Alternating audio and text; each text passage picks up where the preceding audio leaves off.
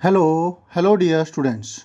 अभी हम कर रहे हैं 10th class R D Sharma math exercise 3.4। Chapter का नाम है pair of linear equations in two variables. अभी हम इस एक्सरसाइज का क्वेश्चन नंबर 15 कर रहे हैं, जिसमें कि हमें ए और बी की वैल्यू को फाइंड आउट करना है। कंडीशन है कि ये दोनों जो इक्वेशंस है ये इनफाइनाइटली मैनी सॉल्यूशंस रखे, और इससे पहले आपने जो भी वैल्यूज़ निकाली है वेरिएबल्स, मतलब कांस्टेंट कोई भी है, आप ये समझ लीजिए ए बी सी के कोई भी है, तो उसकी वैल्यू क्या आई है, मतलब एक ही की वैल्यू निकाली है। इस इक्वेशन के अंदर आपको दो की वैल्यू निकालनी है, एक ए और एक बी। तो बहुत ही आसान है, ये ट्रिक का इस्तेमाल करेंगे, देखेंगे कि आपको किसको आमने सामने रखना है कि आपकी वैल्यू है वो तरीके से आ जाए। तो देखिए फिर करते हैं, लेट अस डू। आपको दोनों इक्वेशंस को लिखना होगा।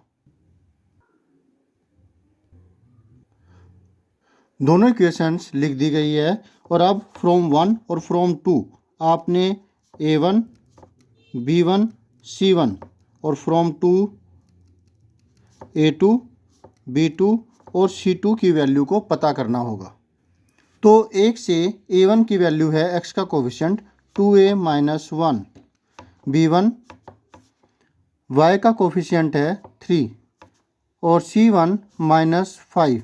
याद रखिएगा, या तो ये constant terms left hand side में हो या फिर राइट हैंड साइड में। एक लेफ्ट हैंड साइड में और एक राइट हैंड साइड में बिल्कुल नहीं होनी चाहिए, ठीक है। और अगर एक लेफ्ट हैंड साइड में दे रखी है और एक राइट हैंड साइड में दे रखी है, मतलब यहाँ पर तो आपने लेफ्ट हैंड साइड में दे रखी है, और यहाँ पर अगर मान लेते हैं कि इक्वल के दूसरी तरफ +2 दे रखी होती, तो आप उसको या तो इस फॉर्म में लिखते या फिर दोनों को इक्वल के दूसरी तरफ लिखते, ठीक है। तो ये बात ध्यान रखना आप। a2 की वैल्यू होगी x का कोफिशिएंट 3, b2 की वैल्यू होगी y का कोफिशिएंट b माइनस 1, और c2 है, सोचिए क्या होगा, -2। अब क्योंकि जो ये वाली जो टर्म है c1 c2, इसमें कोई भी वेरिएबल नहीं है, तो आप एक बार इसको इसके सामने रख देंगे और फिर इसको इसके सामने रख देंगे, ठीक है। Because the given system of linear equations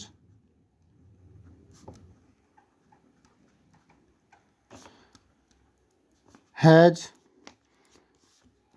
infinitely many solutions। मुझे लगता है यहाँ पर हैज आना चाहिए, क्योंकि सिस्टम तो एक ही है ना। मैं ठीक कर दे, मैं इसको ऐसे लिख रहा हूँ, हैव नहीं आना चाहिए, हैज इनफाइनाइटली मैनी सॉल्यूशंस।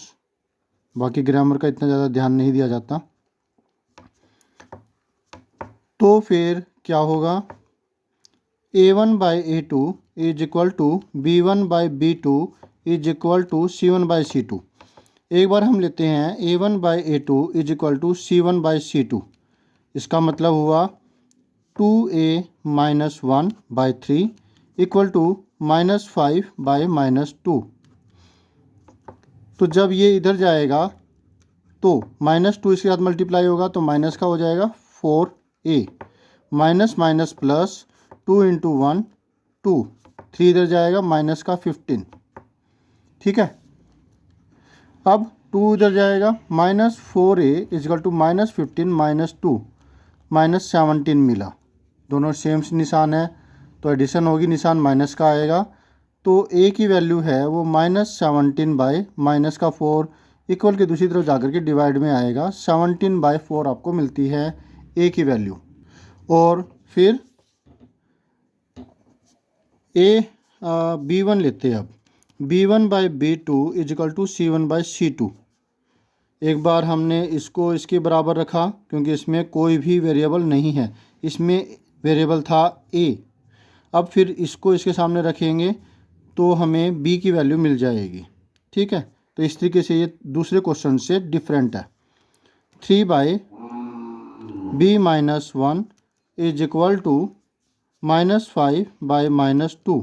हम चाहते तो इसको माइनस को पहले ख़त्म कर देते तो ज़्यादा और आसान हो जाता, माइनस की प्रॉब्लम नहीं आती। आप पहले ही ऐसे कर लीजिएगा, मैंने शायद ध्यान नहीं दिया तो, लेकिन अगर ऐसा भी करेंगे तो गलत नहीं होगा। माइनस का कॉन्सेप्ट आपको क्लियर होना चाहिए कि माइनस से मल्टीप्लिकेशन करते हैं तो क्या कुछ होता है। अब यहाँ पर 2 इधर जाएगा, 2 3 जार 6 और b-1 उधर जाएगा, तो 5 इंटू बी 5b, 5 इंटू -1 -5 हो जाएगा, मतलब 5 ये उधर जाके मल्टीप्लाई होगा तो आपको ये मिलेगा। ये लेफ्ट हैंड साइड में जाएगा तो 6 + 5 = 5b। इसका मतलब हुआ b की वैल्यू आई, ये 5 डिवाइड चला जाएगा, यहाँ पे आता है 11, 11/5 ये आई एक b की वैल्यू, और a की वैल्यू हमें मिली थी 17/4। ये हुआ आपका आंसर। होप सो आपको अच्छे से सारा समझ में आ गया।